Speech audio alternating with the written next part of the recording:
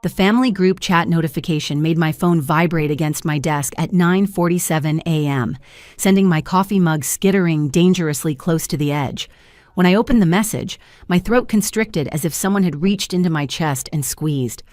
"Olivia, we need to discuss your living situation. Your sister Rachel and her fiancé need the apartment. You have until Sunday to find somewhere else. This works better for the family." Below it, Rachel had already posted a Pinterest board titled Downtown Loft Transformation, with images of exposed brick, modern lighting, and open concept layouts. My apartment. The one I'd lived in for 3 years. Rachel, so excited. Mom, can we start painting this weekend? I want to get the bedroom done before Olivia's stuff is even gone. Brother Nathan, about time. Liv's been hogging that place forever. She doesn't even need that much space. My fingertips tingled with a strange numbness as I set my phone down with precision, the screen still illuminated with my family's casual dismantling of my home. My name is Olivia, I'm 32, and I'm a commercial real estate acquisitions director. This is the story of how I taught my family to see me instead of looking through me. For years, I'd been the invisible middle child, quiet, responsible, and utterly overlooked. At family gatherings, conversations flowed around me like I was a piece of furniture. My accomplishments warranted polite nods while my siblings' smallest victories earned champagne toasts. I'd learned to channel that invisibility into power, building my life while they weren't watching. I pulled up my laptop and navigated to the property management portal for Nelson Holdings, LLC, the company I'd established 6 years ago when I started investing in real estate. The company my family knew nothing about because they'd never asked what I did with my money. The building at 847 Sterling Avenue appeared on screen, 12 units mixed commercial and residential. Purchase price, $2.8 million. Current value, $4.1 million. Owner, Olivia Nelson via Nelson Holdings LLC, including the 2-bedroom corner unit on the 4th floor where I currently lived. The apartment my family thought belonged to some vague family investment they had partial control over. I pulled up the access control system and looked at the active key cards. 4 cards were registered to my apartment. Mine, Mom's emergency spare, Rachel's just-in-case copy, and one Dad had made himself last year without asking. My phone buzzed again. Dad, Olivia, your mother and I have discussed this. Rachel and Kevin need to start their married life somewhere affordable. You're established in your career. You can find another place easily. Established in my career, that was one way to put it. At 32, I was one of the youngest acquisitions directors at Cornerstone Commercial Real Estate, with a personal portfolio of 7 properties worth a combined $12 million. But my family still saw me as the quiet middle child who'd stumbled into a decent job. Mom, we're doing you a favor, really. Time to stop being so comfortable and push yourself. Maybe get a roommate. Learn to budget better. Budget better. I'd been financially independent since 23, putting myself through business school while working full-time, and had never asked them for $1. Meanwhile, Rachel was 28, still on Mom and Dad's phone plan, and had her car insurance paid by the family account. I clicked through to the tenant management system and pulled up the lease agreement for Unit 4B, my apartment. Tenant, Olivia Nelson. Landlord, Nelson Holdings, LLC. Lease term, month to month with owner occupancy rights. Then I looked at the building's ownership history. I'd purchased it 3 years ago from a retiring landlord who wanted a quick all-cash sale. My family had been told I was house-sitting for a friend's investment property. They'd never questioned it because they'd never been interested enough to ask details. My phone rang. Mom, not waiting for a text response. Did you see my message? She asked without preamble. I did. Good. So you understand the situation. Rachel needs that apartment and you've had it long enough. Time to share family resources. Family resources? I repeated, my voice unnaturally calm as heat spread across my chest. Don't take that tone. You know what I mean. The apartment was available. You moved in. But now Rachel has priority. She's getting married, starting a life. You're just there. Just there. Living my life. Managing my properties. Building wealth my family couldn't even conceptualize. Who owns the building, Mom? What? Some investment group your father knows. Why does that matter? Because I'd like to understand the authority behind this eviction notice. It's not an eviction, Olivia. It's family managing family assets. Don't be dramatic. Does Dad have ownership stake in the building? I don't know the details. He handles the investments. The point is, the apartment needs to go to Rachel. That's final. After hanging up, I sent a message to my property manager, William. My family is attempting to evict me from Unit 4B under the mistaken impression they have authority to do so. They have unauthorized key cards. Please deactivate all cards except mine effective immediately and update building security. William responded within minutes. Done. Building security has been notified. Should I send formal lease violation notices to the unauthorized card holders? Not yet. Let's see how this plays out. The family group chat was heating up. Rachel, don't make this harder than it needs to be. Mom said you're being stubborn about moving out. Nathan, typical Olivia, always has to make everything complicated. Dad, Olivia, I'm calling the building management tomorrow to ensure a smooth transition. Please have your belongings packed by Saturday. I took a screenshot of the property deed showing Nelson Holdings LLC as the owner with my name listed as the sole member and manager. Then I took another screenshot of my tenant portal showing my lease agreement. I saved both but didn't send them. Not yet. Thursday morning, my phone erupted with calls from Dad. I was in a meeting with a client discussing a potential $8 million mixed-use development acquisition, so I let it go to voicemail. The voicemail was 2 minutes of confusion and anger. Olivia, I just got off the phone with building management. They're saying I don't have authorization to discuss the property. They won't even confirm tenant information. What kind of operation are they running? Call me back immediately. I texted him, in meetings all day. Will call tonight. By Thursday afternoon, Rachel had apparently tried to access the building with her key card. She had been planning to measure the apartment for furniture, having received the unit number and address from Mom, who had visited me there several times before. Rachel, my key doesn't work. Mom, something's wrong with the building security. I can't get in to start measuring for furniture. Mom, Olivia, did you do something to the security system? Me? I haven't touched anything. Perhaps building management updated their protocols. Dad, this is unacceptable. I'm going down there in person to sort this out. I imagine Dad walking into the building lobby, demanding to speak to management, only to be directed to contact the corporate office of Nelson Holdings, LLC. The corporate office that consisted of my attorney, my accountant, and me.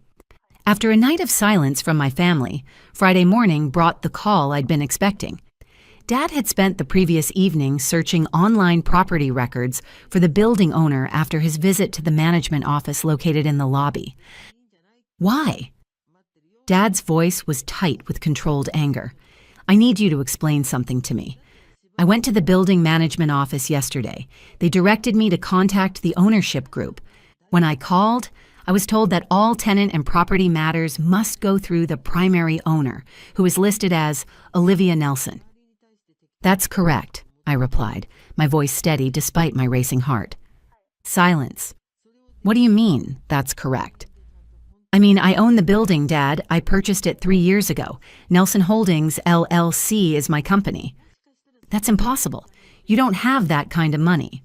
I do, actually. I've been investing in real estate since I was 26. I own 7 properties with a combined value of about $12 million. The Sterling Avenue building was my 3rd acquisition. $12 million? You're saying you have $12 million in real estate? In property value, yes, about $4 million in equity after mortgages, plus my investment accounts and liquid assets. The silence stretched so long I thought he'd hung up. Why wouldn't you tell us this? He finally asked, his voice strained. You never asked. You've never asked what I do with my money, how my career is going, or what my long-term plans are. You assumed I was getting by in some entry-level job, so that's what you saw. But we're your family. And yet, you just tried to evict me from my own property to give it to Rachel. We didn't know it was your property. You didn't know because you didn't ask. You made assumptions and acted on them. Now you're upset that your assumptions were wrong. Dad was struggling to process this new reality, but still fixated on the apartment. Rachel needs it. Can't you just... No, Rachel can find her own apartment. There are dozens available in the area. She doesn't get to have mine just because Mom decided it was convenient. This is going to devastate your sister. Rachel will survive the devastation of having to apartment hunt like every other engaged couple in the city. Your mother is going to be very upset. Mom is already upset that I'm not immediately complying with her demands. This just gives her a different reason. Friday evening, Mom called. I was at a property showing for a potential 8th acquisition, a small office building in the Arts District. But I answered, "Olivia, your father told me the most ridiculous story." It's not a story, Mom. I own the building. I'm not moving out. Rachel needs to find somewhere else to live. But we promised her that apartment. You promised her something that wasn't yours to promise. That's not my problem. How can you be so selfish? She's your sister. And I'm a person with property rights. Being related doesn't entitle her to my apartment. This isn't some stranger's apartment. This is family. No, Mom. This is my apartment in my building. Family doesn't enter into it. I can't believe you've been lying to us about this for years. I haven't lied about anything. You told people I was house-sitting, and I didn't correct you because, honestly, it wasn't your business. I pay my bills, live my life, and manage my investments. None of that required your input or approval. You've been secretly hoarding money while your sister struggles. Rachel doesn't struggle. Rachel has a decent job and parents who subsidize half her expenses. She's choosing to live beyond her means, and that's her decision. I chose to live below my means and invest the difference. Different choices, different outcomes. Mom hung up on me. The family group chat exploded over the weekend. Rachel, I can't believe you've been lying to us. You have millions and you let me think we were doing you a favor. Nathan, this is so messed up. You've been playing poor while sitting on a fortune. Dad, we need to have a family meeting to discuss the situation properly. Mom, you owe your sister an explanation and an apology. I muted the group chat and went about my weekend. Property inspections, reviewing financial statements, meeting with my contractor about renovations on one of my other buildings. Sunday evening, there was a knock on my apartment door. I checked the security camera feed and saw my entire family in the hallway. Mom, Dad, Rachel, Kevin, and Nathan. They must have coordinated this ambush, arriving together to confront me as a unified front. I opened the door but didn't invite them in. We need to talk, Dad said. About what? About how we're going to resolve this situation, Mom said. Rachel needs somewhere to live. Rachel needs to go apartment hunting. There are currently 3 vacant units in this building alone. She's welcome to apply for one like any other tenant.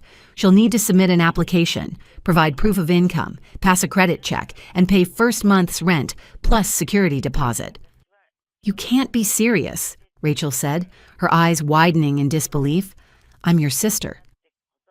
Which is why I'm telling you about the vacancies instead of making you find them on Zillow. But you're not getting my apartment. What about a family discount? Kevin asked. Some kind of family rate? Market rate, I said firmly. I don't give family discounts. That's how family conflicts start. Family conflicts? Mom's voice was shrill. We're already in a family conflict because you've been hiding your wealth. I haven't been hiding anything. I've been private about my finances, which is my right. You all made assumptions, and I didn't correct them. That's not the same as lying. You let us think you were struggling, Rachel said. I never said I was struggling. You assume that because I don't broadcast my financial situation like it's a competition.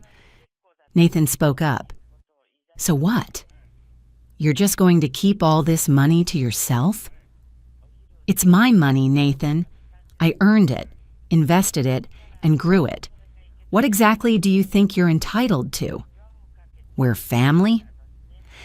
Being family doesn't create financial obligations. I don't owe you housing, money, or access to my assets. Dad tried a different approach.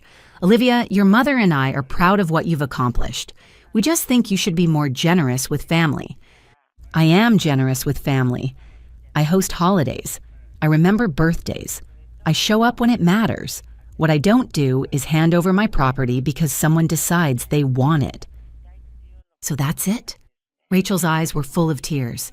You're going to keep your precious apartment while Kevin and I struggle to find something we can afford? Rachel, you don't struggle to afford things. Mom and Dad pay your car insurance, your phone bill, and helped with your down payment on your car. You have plenty of money. You just spend it on other things. That's your choice. But it doesn't obligate me to solve the consequences. This is so typical, Nathan muttered. Olivia always thinks she's better than everyone. I don't think I'm better than anyone. I just refuse to be treated like a resource for you to exploit. They left shortly after, and I knew the fallout would continue for weeks. The family group chat would remain muted. The invitations to family dinners would carry an edge of guilt and manipulation. Mom would tell relatives I was going through something and needed prayers. But Monday morning, I went to work at Cornerstone, closed on the Arts District office building for $3.2 million, and added an 8th property to my portfolio. The next 3 weeks passed in tense silence after that confrontation at my door. Then William texted, 2 applications for vacant units. One is from a Rachel Nelson. Should I process normally? Process normally, I replied. No special treatment either way. Rachel's application was denied. Her debt-to-income ratio was too high, and she had 2 late payments on her credit report from last year. She texted me directly. You rejected my application? The property management company rejected your application based on standard tenant criteria. I don't personally review applications. That's what I pay professionals to do. You could override it. I could, but I won't. Those criteria exist for a reason. I hate you. You're allowed to feel that way. 3 weeks later, Rachel and Kevin found an apartment across town.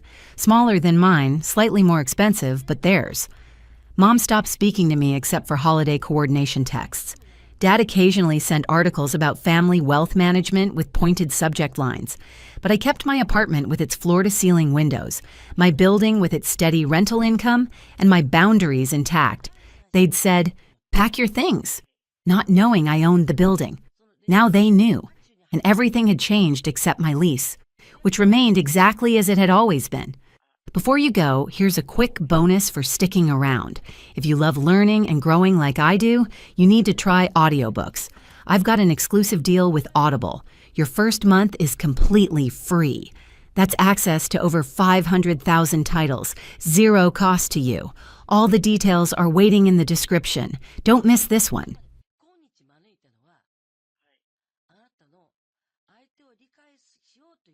The numbers on the document blurred as my vision tunneled. As executor of your father's estate, I must inform you that the entire company has been left to your sister, Victoria. The attorney's voice sounded distant, like he was speaking from underwater. The family shipping business I dedicated 15 years to was being handed to my sister, who hadn't set foot in the office in a decade. My fingers gripped the armrests until my knuckles turned white. Across the polished conference table, Victoria's expression shifted from shock to a barely concealed smile. When her eyes met mine, something ancient and cruel flickered there. The room's temperature seemed to drop 10 degrees as the family portrait behind the attorney's head mocked me with its illusion of unity.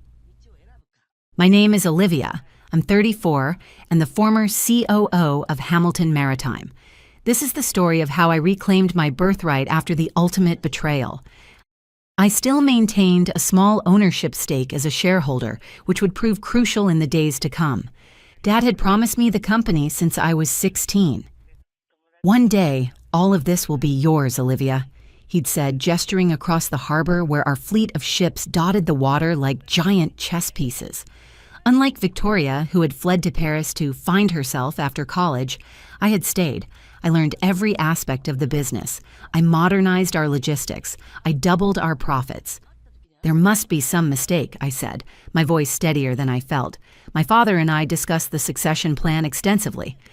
I reached for my briefcase, withdrawing the leather portfolio containing 5 years of performance reviews, strategic plans with my father's approving notes, and emails discussing my future leadership.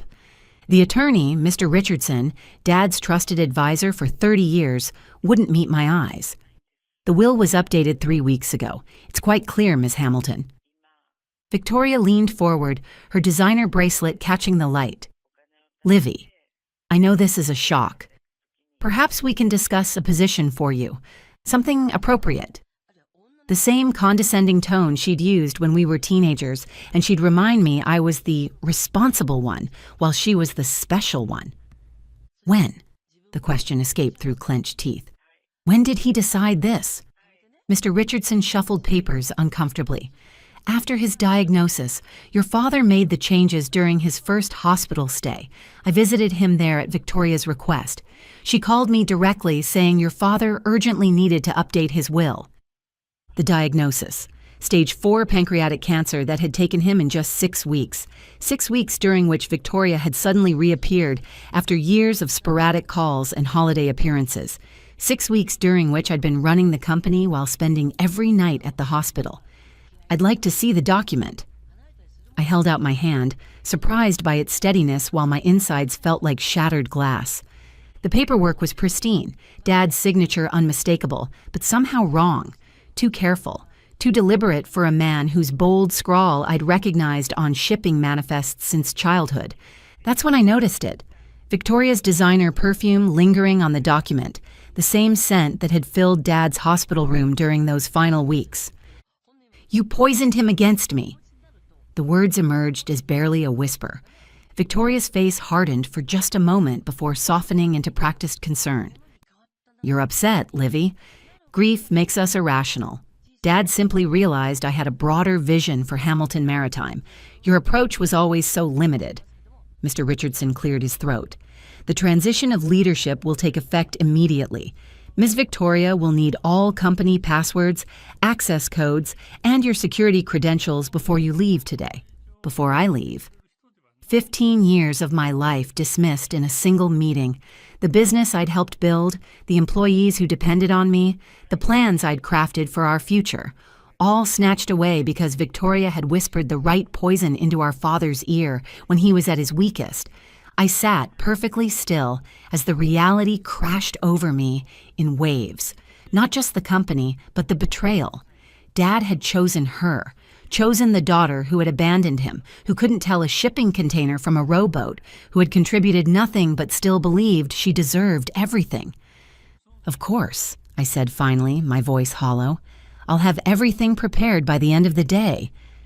Victoria's smile was triumphant. Thank you for being reasonable, Livy. Family harmony is so important, don't you think? The next 8 hours passed in a blur of mechanical actions, transferring access codes, briefing my confused executive team, clearing my office while avoiding the pitying glances of employees who'd heard the news with disbelieving shock. My assistant, Marco, helped carry the last box to my car. This isn't right, Miss Hamilton. Everyone knows it. I paused, my hand on the car door. Thank you, Marco. Some things aren't what they seem.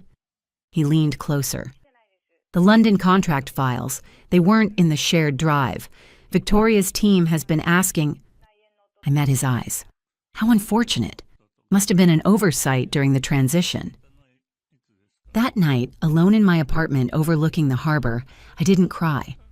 I poured a glass of Dad's favorite whiskey and watched the ships, my ships, moving through the darkness, their navigation lights blinking like coded messages. You promised, I whispered to the ghost of my father, the man who had taught me to sail before I could ride a bike, who had walked the docks with me, introducing me to every captain and engineer, who had beamed with pride when I negotiated my first international shipping contract at 23. I opened my laptop and found the email I'd been drafting to the board before the will reading, the one detailing Victoria's history of failed businesses, unpaid loans, and the suspicious timing of her return, the one I'd planned to send if she tried to interfere after Dad made me CEO. I never got the chance to send it, but perhaps its purpose had changed, not disappeared. Next to my laptop sat the London contract files, the ones Marco had mentioned, our biggest account worth $50 million annually, with renewal negotiations starting in 3 weeks. Negotiations Victoria knew nothing about, for a client who had specifically requested me as their contact. I had kept these files on a separate secure drive, as was our protocol for our most sensitive contracts, and had deliberately not uploaded them to the shared system. My phone buzzed with a text from Victoria. Need the London files ASAP. Also, found your strategy document. Ambitious but unrealistic. Making changes. She still had my number from our family group chat that Dad had insisted on maintaining even during her years away. My strategy document, 2 years of work, carefully crafted to expand our Asian roots while modernizing our fleet. The plan Dad had called visionary. I closed my eyes, something crystallizing inside me. This wasn't just about a company, it was about legacy, about truth, about what Dad would have wanted if Victoria hadn't manipulated him during his weakest moments. I didn't respond to the text. Instead, I opened a new document and began typing. Not a resignation letter, but a battle plan. The next morning, I called Diane Chen, our chief legal officer and my friend since business school. We had studied together at Stanford and had maintained our friendship even as our careers took different paths, until I eventually hired her at Hamilton Maritime 3 years ago. She agreed to meet me at my apartment within the hour, still technically employed by the company, but clearly concerned about the sudden leadership change. I need to know if I have a case, I said when she arrived at my apartment, eyes wide at the evidence I'd assembled overnight. She reviewed the documents, her expression growing increasingly troubled. The will is legally binding, but if he was being influenced while heavily medicated, if Victoria had access to his legal documents and passwords during his illness, that's a different story. And the company itself? Diane's smile was slow and dangerous. The board has fiduciary responsibility. If Victoria's leadership threatens the company's stability or major contracts, like London? Exactly like London, especially if the rightful successor was removed under suspicious circumstances. I nodded, a plan forming. I need time and allies. The board meets next week for quarterly review. Victoria will present for the first time. Without the London files, without my strategy document, without any actual knowledge of the business. I felt the first spark of something beyond anger, something like purpose. What are you thinking, Olivia? I showed her the email I'd drafted to our top 5 clients, the ones I'd personally secured who dealt exclusively with me. You're not going to war, Diane whispered. You're conducting a hostile takeover. She took everything from me, I said quietly. Now I'm going to take it back. The next week moved with precise, calculated steps. I met privately with board members, not to complain but to express concerns about continuity for our major accounts. I contacted the London clients, explaining the temporary transition challenges and assuring them I was working to resolve the situation. I gathered evidence of Victoria's previous financial mismanagements, records of the 3 trust funds she'd depleted, the failed fashion boutique in Paris, the unpaid loans from family friends. Most importantly, I retrieved Dad's medical records and visitor logs from the hospital where he had been treated. My longtime friendship with his primary nurse, Sarah, gave me access to information that would normally remain confidential. I had been listed as his medical proxy throughout his illness, which legally entitled me to his records. The correlation was undeniable. Changes to legal documents always following days when Victoria had private time with Dad, when his medication was at its highest. The morning of the board meeting, Marco texted me. She's panicking.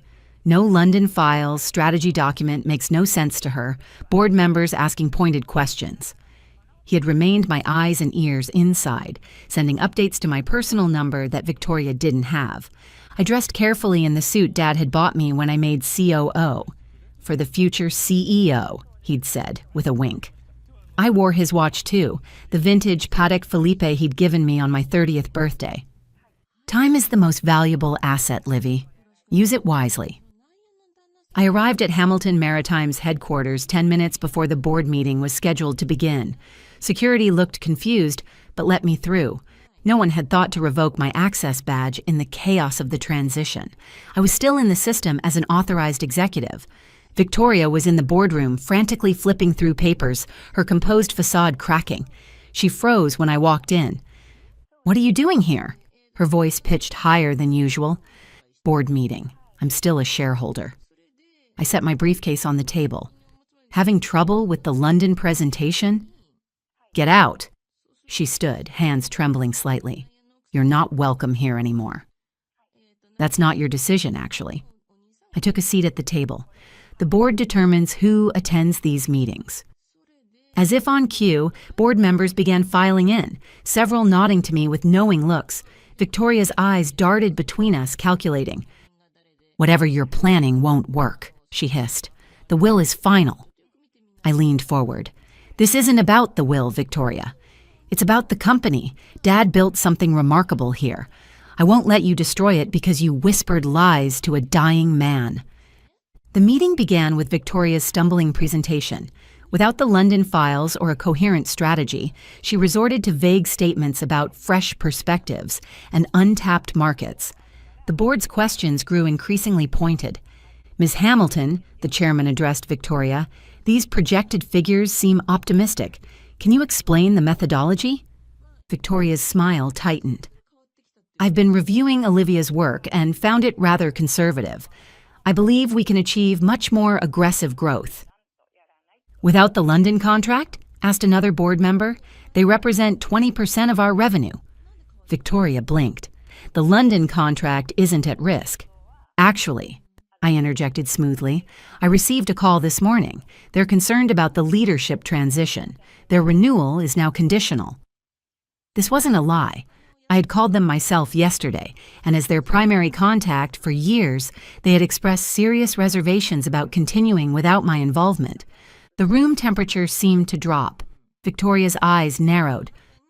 You're sabotaging the company. On the contrary, I opened my briefcase. I'm protecting it. For the next 30 minutes, I presented evidence of Victoria's financial mismanagement, her complete lack of industry experience, and the suspicious timing of the will changes. I finished with the medical records and visitor logs. Our father was a great man, I said, looking around the room at the people who had known him for decades. He built this company from nothing. He would never have endangered its future by placing it in inexperienced hands unless he was not thinking clearly. The chairman cleared his throat. These are serious allegations, Olivia. They're more than allegations. I placed a final document on the table. This is a letter from Dad's doctor confirming he was on high doses of morphine when the will was changed. And this is a statement from his nurse noting that Victoria requested private time with him immediately before his attorney visited. Victoria stood abruptly. This is ridiculous. The will is legally binding. The company is mine. The company, said the chairman slowly, belongs to its shareholders, and the board has a responsibility to ensure its proper management. What followed was the corporate equivalent of a coup. The board voted to temporarily suspend Victoria's authority pending investigation. They appointed me as interim CEO, citing continuity concerns and client retention necessities. Victoria's face contorted with rage. You planned this. You turned them against me. No, Victoria. You did that yourself when you thought you could run a shipping empire with no experience and no knowledge. I gathered my documents. The question is what happens next. Later that evening, Victoria stormed into my office, Dad's office, now mine again. You think you've won. She had been escorted out after the board's decision but had returned using her still active access card, which would be deactivated by tomorrow morning. I looked up calmly. This isn't about winning. It's about righting a wrong. The will ... will likely be contested successfully given the evidence of undue influence. I leaned back in the chair. But we both know this isn't really what you want, is it? Our family attorney has already filed the necessary paperwork to challenge the will based on the evidence we've gathered. She paused. What do you mean? You don't want to run Hamilton Maritime. You've never wanted the responsibility. What you want is the money, the status, the freedom it provides. Something flickered in her eyes. Recognition. I'm offering you a choice, I continued. Fight me in a lengthy public legal battle that will expose everything, your financial troubles, your manipulation of Dad, all of it, or ... or what? Take the Paris subsidiary. It's profitable, prestigious, requires minimal management. You'll have the Hamilton name, a generous income, and none of the actual work you're so desperately trying to avoid. Victoria stared at me, calculation replacing anger. You'd give me Paris? Just like that? With conditions. You admit to the board what you did, you relinquish all claims to the parent company, and you never ever try to take what's mine again. Why would you offer me anything? Her voice had lost its edge. I stood, walking to the window overlooking the harbor, the view Dad had loved. Because, despite everything, we're still sisters. And because Dad would have wanted the company whole, not torn apart by litigation. For a moment, I saw something in Victoria I hadn't seen in years. Something real beneath the calculation and envy. Vulnerability. I never thought I measured up, she said quietly. To you, to what he wanted. So you took what was mine instead of building something of your own. She looked away. Paris does have potential. The European markets need attention from someone who understands their culture, someone who's lived there. I let the implication hang in the air. After 3 days of negotiations with lawyers present, Victoria signed the agreement I had prepared. 2 weeks later, the board approved our new structure. Hamilton Maritime remained under my leadership, with Victoria heading the newly expanded European division from Paris. The will contest was settled privately, with Victoria signing a statement acknowledging Dad's compromised state when the changes were made. The London contract was renewed under my personal guarantee. The strategy document I'd created became our 5-year plan, and the company, Dad's legacy, continued to thrive. On the 1-year anniversary of Dad's death, I stood on the bow of our newest vessel as it was christened. The William Hamilton would be the flagship of our modernized fleet, the embodiment of the vision Dad and I had shared. Victoria attended the ceremony, flying in from Paris, where she'd found unexpected success expanding our European operations. We weren't friends, not yet, and perhaps not ever, but we had found a way forward that honored the best of our father rather than the worst of ourselves. As the champagne bottle shattered against the hull, I felt Dad's presence, not in the company that bore his name or the ship that carried it forward, but in the values that had guided my response to betrayal, not blind revenge, but strategic justice, not destruction, but reconstruction. I touched his watch on my wrist, the one he'd given me for the future he'd always seen. Time is the most valuable asset, he'd said. In the end, it wasn't the company I'd reclaimed, but the truth, and with it the future he'd always wanted for both his daughters.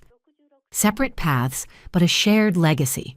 Sometimes the most powerful revenge isn't taking everything from someone who wronged you. It's showing them exactly what they could have had if they'd chosen truth over deception, collaboration over sabotage. It's giving them just enough to remember every day what they almost destroyed and what they can never fully possess. Before you go, here's a quick bonus for sticking around. If you love learning and growing like I do, you need to try audiobooks. I've got an exclusive deal with Audible. Your first month is completely free. That's access to over 500,000 titles. 0 cost to you. All the details are waiting in the description. Don't miss this one.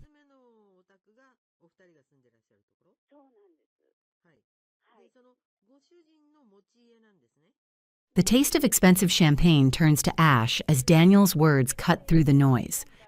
And this is my wife Riley, Stanford graduate, managing her family's medical practice in Vermont. A ringing fills my ears. The crystal flute trembles in my grip. Across the hall, my sister's eyes lock with mine for the first time in 11 years, widening in shock, then narrowing with calculation. Her carefully constructed fantasy begins to unravel. My name is Olivia. I'm 32 and a medical technology CEO. This is the story of how I turned 11 years of lies into the foundation of my success. Mother's face drains of color. Father moves protectively toward Riley, creating a barrier between us. My husband Peter's hand finds my back, a silent anchor. Our 6-year-old son Nathan fidgets with his bow tie, oblivious. "What are you doing here?" Mother hisses. The familiar shame rises. For a heartbeat, I'm 21 again, standing in the rain with a suitcase, homeless. My father's words echoing. If you're too ungrateful to help at the clinic, don't come back. But that frightened girl is gone. In her place stands a woman who built something from nothing. My wife is a guest. Peter steps forward. She's the CEO of NeuroCare. We were invited by the groom. Dr. Chen introduced us last month at the Boston Medical Symposium. The name NeuroCare ripples through the nearby medical professionals. I hear whispers, see recognition. CEO? That's Olivia Wallace. Daniel approaches, confused. You know the CEO of NeuroCare? He turns to me with interest. We've been trying to partner with them. Your monitoring system is revolutionizing post-surgical care. Thanks, I attempt to smile. Mother and father exchange panicked glances. The whispers grow louder. I could make a scene. I could expose 11 years of lies. I could tell Daniel how they told everyone I'd failed out of college while pocketing my tuition money for Riley. Instead, I simply say, period. Hello, Riley, congratulations. Riley flinches as if I'd shouted. Nathan looks up. Mom, is that lady in the white dress your friend? Daniel looks between Riley and me, his bride and the stranger who isn't a stranger. Riley? His voice carries confusion. I thought you said your sister was... Riley's eyes dart frantically between her husband and parents. For the first time, I watch her struggle for words. Have you ever walked into a room and immediately regretted it? The smart move would be to grab my family and leave. Let Riley have her day. But sometimes regret is just fear wearing a mask, and I stopped being afraid long ago. I watch my sister nod as she's introduced to doctors. Her earrings catch the light when she tilts her head. Artel when she's stretching the truth. The Wallace Clinic has been serving our community for 30 years, she says. We specialize in family medicine with geriatric care. Peter touches my elbow. A silver-haired woman reads my badge, NeuroCare. Her eyes widen. You're Olivia Wallace? Your presentation at the medical summit was brilliant. Your patient monitoring system is changing recovery protocols across 3 states. 4, actually. We just finalized with Northwestern's network. Across the room, Riley fumbles through a response about platelet therapy. The doctor exchanges a glance with his colleague. I thought Stanford's program had shifted away from that approach years ago. Riley's laugh floats too high. Well, some professors hold on to traditional methodologies. Daniel's expression shifts, tightening around the eyes, withdrawing his arm from her waist. He's noticing the discrepancy. Olivia. My father's voice commanding as ever. You need to leave. You're ruining Riley's day. I was invited by Daniel, I reply firmly. Perhaps you should explain why that upsets you. Father's face reddens. Don't play innocent.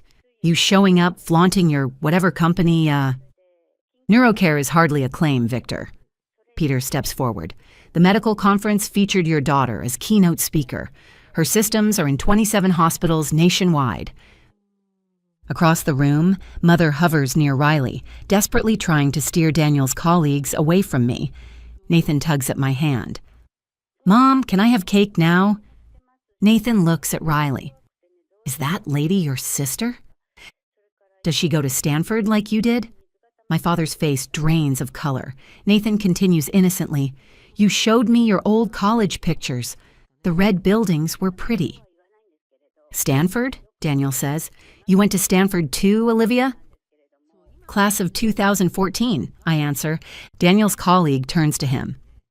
You didn't mention your wife's sister was Olivia Wallace. Her work on predictive algorithms is revolutionary. Northwestern reduced readmission rates by 22% using her systems. The weight of lies settles on Riley's shoulders. She reaches for Daniel's arm, but he steps away, his attention now on the conversation around me. I remember staring at my bank statement, my college fund depleted, transferred to an account I didn't recognize. The same day, Riley sent photos from her spring break in Cancun. Daniel has pulled Riley aside, their heated whispers visible. You told me you graduated from Stanford, he says. I went there. I've never heard your name mentioned by faculty. It was mostly remote learning, a special program. Stanford Medicine doesn't offer remote degrees, never has. Color drains from Riley's face. Daniel steps back from her, straightens his tie, and walks across the ballroom, directly toward me. Daniel guides me to a quieter alcove. I apologize for the awkwardness, he begins. You didn't know Riley had a sister, I finish. She mentioned a sister once, but said you dropped out of college, that you couldn't handle the pressure and disappeared. I graduated summa cum laude while working 3 jobs. 3 jobs? Mornings at a coffee shop, evenings at hospital reception, weekends at a call center. I put myself through school part-time, no family support. Stanford? He asks. I shake my head. Community college first, then State University. I couldn't afford Stanford after my college fund had been reallocated to Riley's education, he concludes. Memories surface. Sleeping on Sarah's couch for months, showering at the YWCA, eating ramen for weeks to save for textbooks. The hospital where I worked reception, that's where I met Peter. He was a resident then. I remember that night. Hunched over textbooks during my dinner break, Peter stopping at my desk, curious about my diagrams. You understand Kellerman's patient flow theory? He'd asked. It's flawed, I'd replied. The bottleneck isn't intake, it's documentation between departments. We talked until my break ended. The next day, he brought coffee and questions about my ideas. Within months, we were developing the prototype that would become NeuroCare's cornerstone product. And NeuroCare? Riley mentioned you worked some office job. I can't help smiling. We started in our apartment 7 years ago. Last quarter's revenue was just under $400 million. Across the room, my parents flank Riley like sentinels. They cast frantic glances our way, whispering urgently. They're going to try to separate us soon, I say calmly. Peter approaches, phone positioned at his side, a protective measure we've learned after years of navigating hostile environments. Everything all right? He asks. On cue, Mother bustles toward us. Daniel, there's someone from Boston General dying to meet you. Her eyes slide past me as if I'm invisible. Daniel stands his ground. In a moment, Olivia and I are having an important conversation. My mother's smile stiffens. Always the attention seeker, our Olivia. She's always been jealous of her sister's accomplishments. I remain seated, composed. Peter's hand rests on my shoulder. When the bathroom door closes behind me later, I find Riley inside, reapplying mascara with trembling hands. Why are you doing this to me? Her voice breaks. Doing what exactly? I'm simply existing. Riley slams her mascara wand down. You were supposed to stay gone. For the first time, I see the fear behind her anger, the terror of a house of cards collapsing. They told everyone you were a dropout, she continues, that you couldn't handle responsibility. And yet here I am, handling quite a lot. When I emerge, I return to Peter's side. Riley follows minutes later, but something has shattered behind her eyes. I notice the shift in the room. Wedding guests drift toward us, drawn by curiosity. A neurosurgeon discussing innovations with Peter. A hospital administrator slipping me her card. Father approaches. Daniel, this is Riley's wedding. Let's focus on her accomplishments. The silence that follows fills the room. All eyes flick between Daniel and Victor, then to Riley, whose smile stretches thin. I hand my champagne to a server and check my watch. Peter catches my eye, his slight nod confirming we're on the same wavelength. Are we leaving? Nathan tugs at my hand. Swimming pool time? Yes, buddy. Just one more thing. I'm grateful Peter had the foresight to book us at this hotel when he learned about the wedding venue from Dr. Chen's invitation. I slip a small envelope from my clutch. Inside rests a certificate for NeuroCare stock. Not life-changing money, but a statement. This is who I am now. We're heading out, I tell Daniel, offering the envelope. Congratulations again. He takes it with warmth. Thank you for coming, especially considering I appreciate the invitation. Closing this chapter matters more than I realized. Daniel leans closer. I'd like to visit NeuroCare sometime, professionally. My assistant will set it up. I offer my business card, aware of Riley watching us. Mother glides toward us. Olivia was always so driven. Of course, she had advantages we couldn't provide, Riley. What advantages were those, Mrs. Wallace? Peter asks innocently. The 3 jobs while putting herself through night school, or sleeping on friends' couches after you took her tuition money. Nathan looks up. Aren't those people your family, Mom? I kneel to his level. They're relatives, buddy. Family is different. Father approaches, puffing up his chest. You can't just waltz back into our lives. I'm not interested in walking back into anything. My voice cuts through. I built my own life, which is exactly what you forced me to do when you showed me the door. Thank you, I tell my parents. Thank you for not giving me a chance. You made me build my own. I take Nathan's hand. Peter falls into step beside us as we make our exit. Unhurried, dignified, complete. In the lobby, Nathan spins with childish delight. Pool time. As we cross toward the elevators, I catch our reflection. A family of 3, solid and connected. Behind us, I glimpse Daniel watching our departure, then turning back to his bride with new questions in his eyes. Some weddings mark beginnings. This one marks an ending. The final release of expectations I never needed to fulfill. Sunlight angles through my office windows a month later. I scan the partnership proposal from Boston Memorial, a contract worth 8 figures. NeuroCare's system reduced post-surgical complications by 37% in their trial run. My assistant's voice crackles.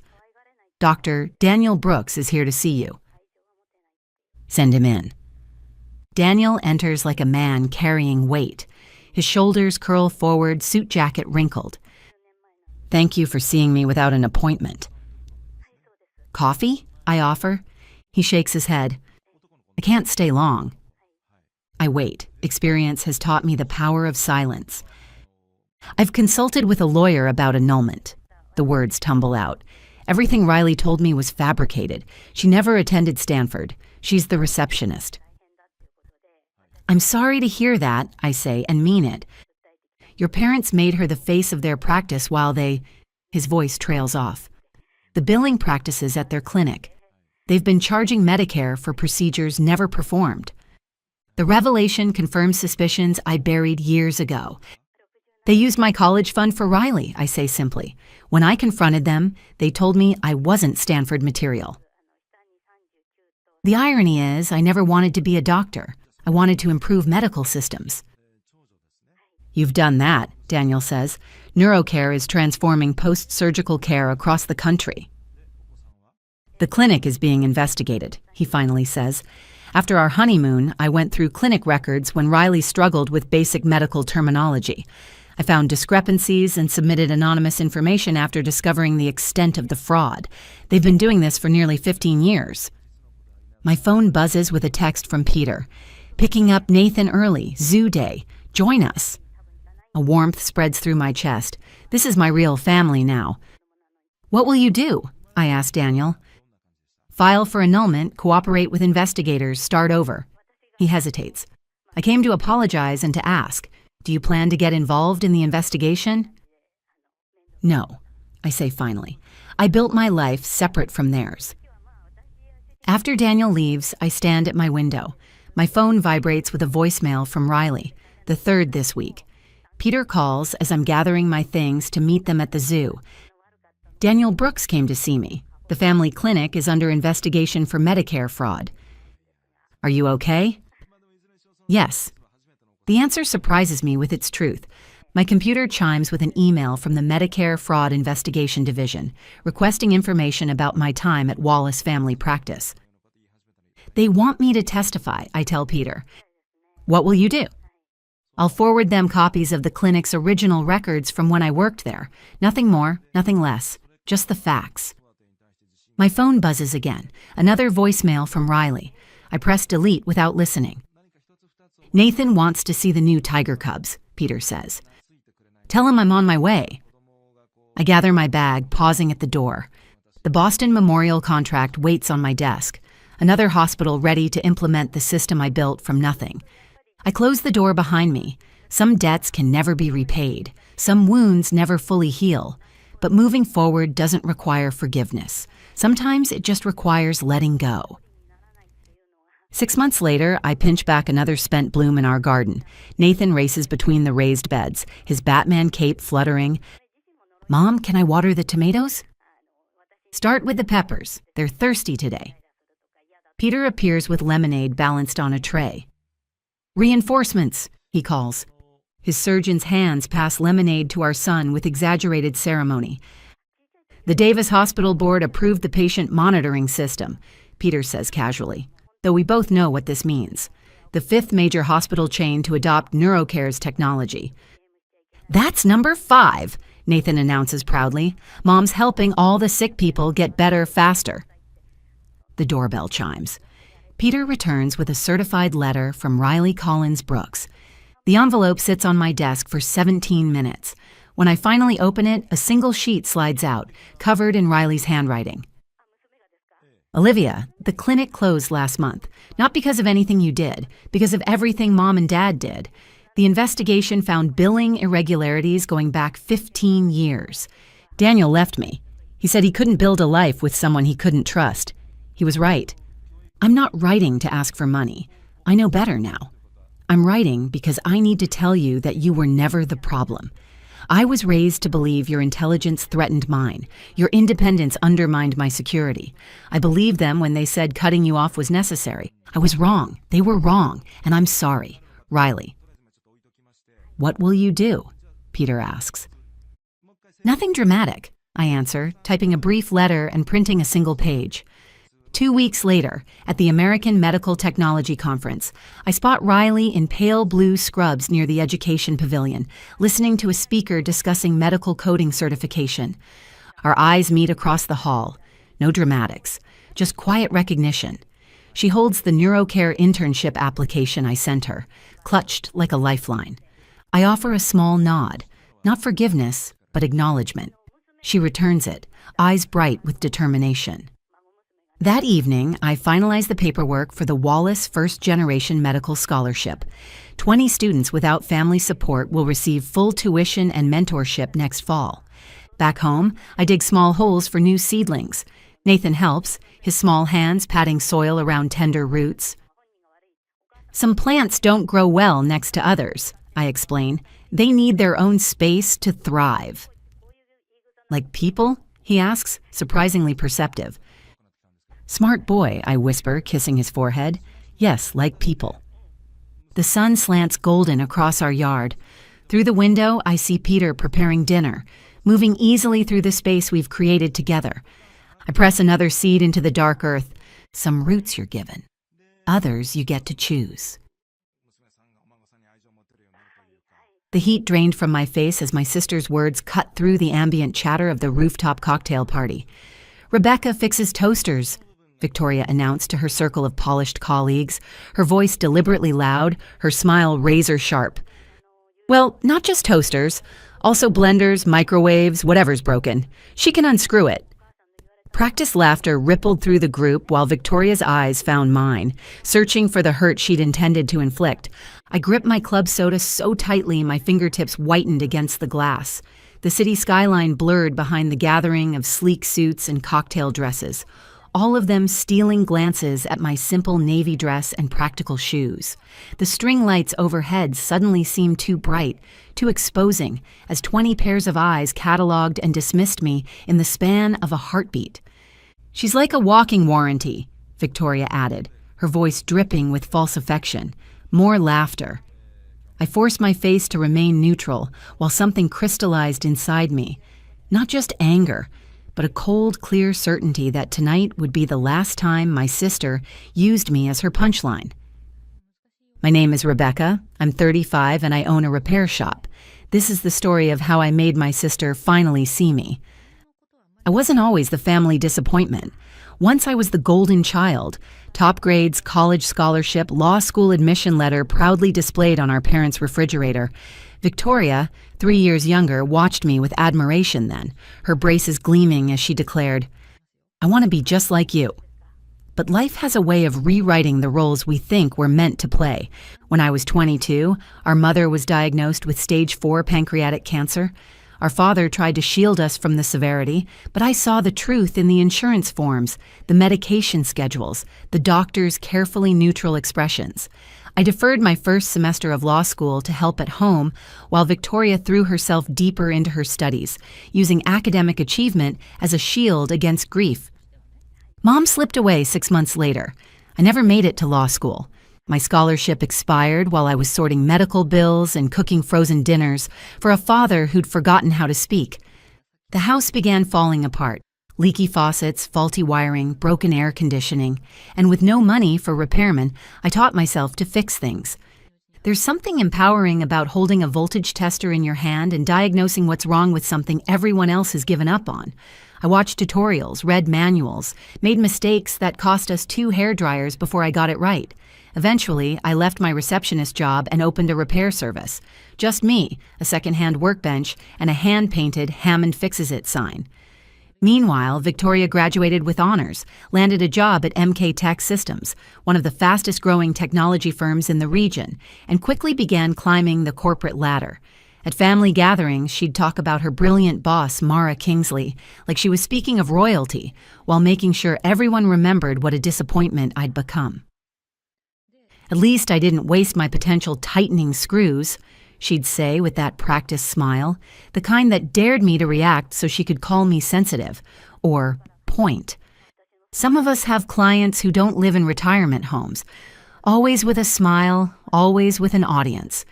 What Victoria didn't know, what none of them knew, was that over the years, I'd quietly built something substantial. My little shop between a laundromat and a tailor had grown. I'd hired 2 part-timers, Sam, a retired electrician who could diagnose a faulty circuit board by smell, and Miles, a high school senior who showed up one day asking to learn the trade. And through a third-party logistics partner, I'd acquired a significant client, MK Tech Systems, Victoria's company. They sent us malfunctioning devices from their warehouse team, never with direct contact from upper management, but the work was steady and the pay solid. I never mentioned it to Victoria, not because I was hiding it, but because nothing I did ever mattered to her unless she could belittle it. So when Victoria called one Wednesday afternoon in April and said, "You should come to our company's cocktail mixer on Friday. It'll be fun," I was surprised. "Why me?" I asked, my free hand automatically tightening a loose screw on a vintage food processor. She laughed. "Why not? You never come to these things. It's time you met some people who might inspire you to level up a bit." That should have been my first warning, but I accepted. Not because I needed her validation, but because I had a feeling that time was about to straighten out some perspectives. The mixer was held on the rooftop of an upscale downtown building. String lights, imported wines, glass panels instead of rails, so you could see the entire city spread beneath your heels. I arrived 10 minutes early with a small gift bag containing locally roasted coffee beans Victoria had liked when we were younger. A peace offering, maybe, or just a habit I hadn't yet abandoned. When I first arrived, Victoria didn't notice me. She was holding court in the center of the room, hands animated, posture perfect, her voice carrying over the ambient music. I stood off to the side with my club soda, watching her perform. Eventually, she spotted me and waved me over. "Rebecca!" she called, drawing attention. "You came!" Heads turned, and I felt that familiar pause, that moment when a room evaluates someone and files them under not important. "Everyone, this is my sister," Victoria said, gesturing toward me. "She's in hardware repair." The way she said it, soft but deliberate, like she was tossing me a label and daring me to correct it. I smiled. "I run a repair and refurbishment shop." "Yes," one of her co-workers blinked. "Like, for computers?" "Among other things." Victoria laughed. "She's being modest. She can fix just about anything with a plug." Then, to her friend, "She's like a walking warranty." People chuckled. I didn't. I nodded, still smiling, swallowing the sharp retort rising in my throat. Victoria wasn't finished. She turned to a man in a gray blazer. "Ben, remember I told you about my sister? She's the one who fixed Mom's old blender instead of letting her upgrade. I swear Rebecca would rather fight technology than embrace it. More laughter. I opened my mouth, then closed it. Not because I didn't have a comeback, but because nothing I said would change anything, not in that moment. I turned toward the refreshment table, pretending to study the hors d'oeuvres. That's when the elevator chimed. The rooftop went quieter, not silent but still, a shift in atmosphere. Out stepped Mara Kingsley. She wore a burgundy pantsuit, her hair slicked back, her face unreadable. She had that presence, that energy that made people stand straighter when she entered a room. People cleared a path instinctively. She didn't pause, didn't scan the crowd for Victoria. She walked straight toward me. "Rebecca," she said, holding out her hand, "I didn't expect to see you here." I shook it firmly. "Neither did I." Victoria's voice cracked behind me. You two know each other?" Mara turned. "Your sister is the reason your logistics team has been able to maintain a 97% equipment turnaround rate. You've been using her services for 2 years. I assumed you knew." The silence that followed was exquisite. Victoria blinked rapidly, her champagne flute frozen halfway to her lips. I thought that was a third-party contractor," she stammered. "It is," Mara said, "but Rebecca's shop is the one they subcontract to. She's solved problems your team couldn't even diagnose." She turned back to me. "I recognized you from the photo on your company's invoice letterhead. I make it a point to know the faces behind our most valuable partners." "Thank you," I said, my voice calm. People around us shifted uncomfortably. No more forced laughs, no more small talk. Victoria stood still, eyes wide, lips slightly parted. I didn't rub it in, didn't gloat, just offered a polite smile because I wasn't there to win. I was there to witness the moment the truth walked into the room wearing a pantsuit and a name badge. Mara excused herself to greet others, and I turned back toward the snack table. My ginger ale hadn't even warmed in my hand. Victoria approached slowly, her voice lower now. "Why didn't you say anything?" I looked at her, really looked at her. Would it have made a difference? She didn't answer, and for once that was enough. After that moment, something in the room shifted, not just for Victoria, for everyone. People who had ignored me earlier now approached with cautious curiosity. They asked about my shop, the kind of work I did, how I got started. I answered simply, without embellishment. The truth didn't need decoration. It just needed space to stand on its own. Mara passed by again later, this time with a drink in hand and a quieter tone. "You've got a good eye," she said. "I've looked at your diagnostics. Your team solves things our engineers give up on." "I appreciate that," I said. "I have good people." She smiled, then leaned in slightly. "I value precision and loyalty. If you ever want to skip the middleman, let me know." She handed me a card, sleek and embossed. I tucked it into my purse without looking at it. "I'll think about it." She nodded and walked on. Victoria stood about 10 feet away, watching. When I made eye contact with her, she didn't look away this time. I walked over slowly. No point in dragging it out. She was gripping the rim of her wine glass like it was anchoring her. "I didn't know," she said quietly. "I know," I replied. She searched my face, maybe looking for anger or forgiveness or an opening. "I didn't mean to embarrass you," she added. "Yes, you did," I said, not harsh, just factual. "You just didn't expect it to backfire." She flinched a little. I let the silence stretch. "Look," she said, "I've worked hard to get where I am. You dropped everything and just settled. I didn't understand it." "No," I said calmly. "You didn't look closely enough to try." She blinked. "I didn't settle," I added. "I rebuilt." She swallowed hard. "I guess I always thought you gave up." I nodded. "A lot of people did. That's the luxury of distance." I didn't say it to hurt her. I said it because it was the truth. Sometimes people build their stories about you around the pieces that serve them best, and when you grow in silence, it confuses them. It threatens their version of how the world is supposed to work. Victoria glanced around, her voice barely above a whisper. Did you come tonight to prove something? I actually laughed, just once, quiet and short. Number I came because you asked.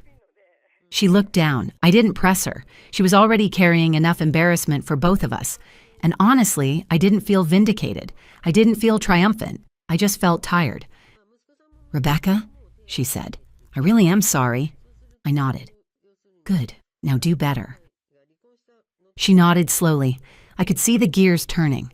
Whether she'd change or not, that was her journey, not mine. I said goodbye a little while later. No dramatic exit, no parting shot, just a quiet farewell. As I rode the elevator down, I thought about Mara's card. I still hadn't looked at it. I didn't need it to mean anything more than it already had because that night wasn't about opportunity or exposure or vindication.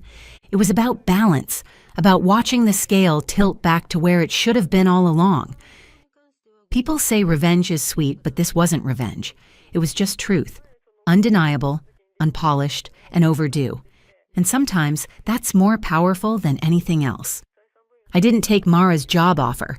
I still have the card.